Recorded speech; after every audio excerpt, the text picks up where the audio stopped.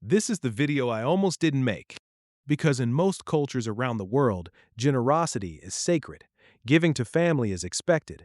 Community fundraisers are tradition. Contributing to the people around you is how we show love, loyalty, and belonging. In some communities, it's a wedding contribution. In others, it's a family emergency fund that everyone draws from. In others, it's simply the unspoken rule: if you have, you give. And all of that, the spirit behind it, is genuinely beautiful. But there is a financial reality hiding underneath all of it that almost nobody wants to talk about. Being too generous, too often, with money you don't actually have, is one of the most common and least discussed causes of financial stagnation for people in their 20s and 30s around the world. Not bad spending habits, not lack of income, generosity without a structure. I say this not to attack giving. I say this because I've seen it quietly destroy financial progress for some of the hardest working people I know, and I think you deserve an honest conversation about it. Here's exactly what happens. You get paid, and before you can move money to savings, before you can make an investment contribution, before you can do anything intentional, the requests arrive. A sibling needs help with tuition. A parent's medical bill came in higher than expected. A close friend is getting married and needs your contribution. A community fundraiser for someone who lost their home. A colleague going through a rough patch. A family member who just needs a little, just this once. And here's the thing, individually, each of these requests feels reasonable. Of course you help your sibling. Of course you show up for a friend's wedding. Of course you contribute when someone is sick. Each one, in isolation, is an act of love. Each one feels like the right thing to do. But cumulatively, when you actually add it up, these obligations can consume between 20 and 40% of your monthly income. Research on financial behavior in tight-knit communities globally consistently shows this pattern. High earners with strong social networks often save less than lower earners with weaker social obligations, purely because of informal financial transfers. And unlike investments, there is no return. Unlike savings, there is no growth. Unlike a loan, there is no repayment. The money is gone. And because it went to people you love, you can't be angry about it. You wouldn't even want to be. So you just run out every month. And you wonder why, despite earning a decent income, you have almost nothing to show for it after years of working. This is the invisible tax of being the person in your network who seems to be doing okay. Let me go a layer deeper, because this isn't just about money, it's about identity. In many cultures, and this is true across communities in Asia, Africa, Latin America, Southern and Eastern Europe, and immigrant communities in the West, your financial success doesn't just belong to you. It belongs to your family, to your community. There is a shared sense of ownership over your income that comes with being part of a tight-knit network.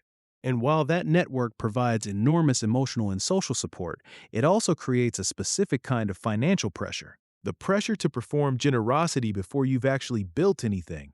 There's also a subtler force at play: fear of judgment. The fear that if you say no, you'll be seen as selfish, as forgetting where you came from, as thinking you're better than the people who supported you on the way up. This fear is so powerful that many people give money they cannot afford, not out of genuine abundance, but out of social anxiety, out of a need to maintain belonging. And here's what nobody says out loud. When you give from fear, it doesn't feel like generosity. It feels like a transaction to avoid social pain. That's not giving, that's paying a membership fee. I want to be very clear. Generosity is not the problem. Unplanned, boundaryless giving that depletes you before you've taken care of yourself, that's the problem. There is a famous instruction given on every commercial flight before takeoff. In the event of a loss of cabin pressure, put on your own oxygen mask before assisting others. Not because your life matters more, but because if you pass out trying to help someone else, you help no one. The same principle applies to money. You cannot give sustainably from an empty account. You cannot be a financial resource for your family for decades if you never build anything yourself. The most generous thing you can do for the people you love, in the long run, is to build enough wealth that you can give from genuine abundance. Not from a paycheck that's already spoken for. Not from money you'll have to recover next month. From real, accumulated wealth. A person who gives $200 every month from a modest salary for 30 years will give roughly $72,000 over their lifetime. A person who invests that same amount first, builds a foundation, and then gives from wealth, they may give 10 times that and still have something left. The generous choice mathematically is to build first. The broke giver and the wealthy giver both love their families.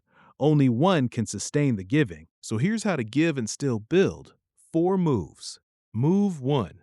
Set a fixed giving budget. Decide before the requests come in what percentage of your income goes to family, friends, and community giving each month. 5%, 10%, whatever is honest and sustainable for your situation. That amount is your giving budget. When it's gone for the month. This is not cruelty. This is sustainability. A giving budget doesn't make you less generous. It makes your generosity reliable. People who give without a budget give generously for a few months and then run dry and give nothing. People with a budget give consistently for years. Move 2. Give time, skills, and connections, not always money. Money is not the only form of help. If a family member needs a job, your connections might be worth more than any cash transfer. If a friend needs advice, your knowledge is a gift. If someone needs help with a problem, your time has value. These contributions don't appear on your bank statement as withdrawals. They cost you effort, not financial progress. Move 3.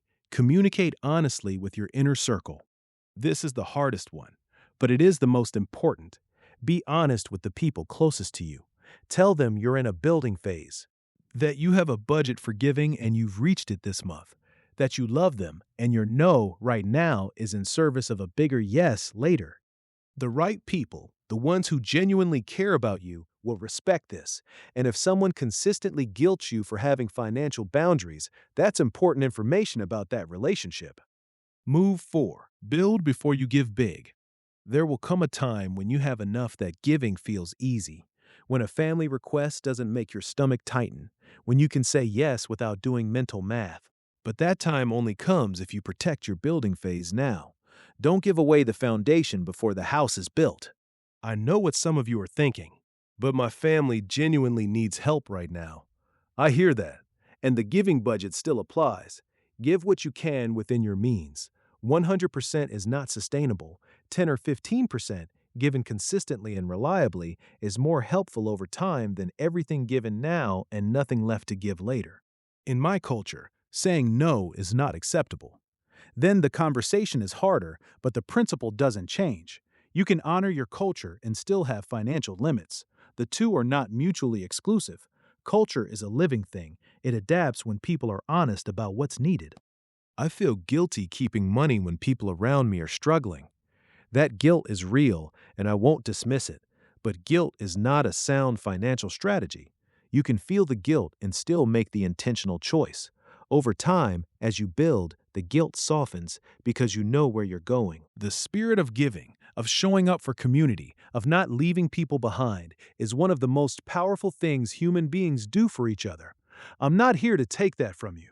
I'm asking you to protect it by building a foundation strong enough to sustain it for a lifetime. Because here's the truth, the world needs wealthy givers, people who've built enough that their generosity is genuinely transformative, not just helpful in the moment, but life-changing over time. People who can fund a sibling's entire education, not just one term's fees.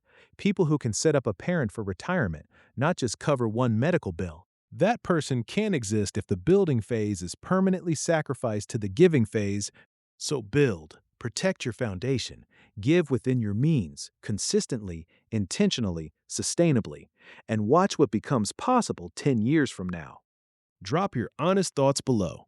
I know this one will spark a conversation, and I'm here for all of it.